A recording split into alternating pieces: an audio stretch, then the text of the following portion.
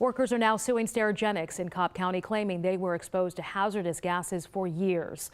The lawsuit filed on Tuesday alleges Sterigenics and another company, ConMed, knew it was exposing workers to unsafe levels of a toxic gas since 2010 and did not protect them. According to the attorneys for the workers, they came in contact with the chemical while working at ConMed's Lithia Spring Center. We should not have to get sterilized medical equipment out at the expense of the workers that actually are out there on the front line. This isn't something that's just here in Georgia.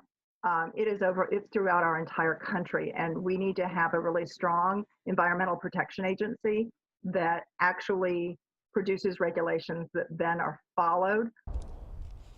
The lawsuit representing 53 people, which includes former employees and their families. We did reach out to Sterigenics and ConMed for a response. Sterigenics emailed a statement denying all the claims in the lawsuit. ConMed did not reply.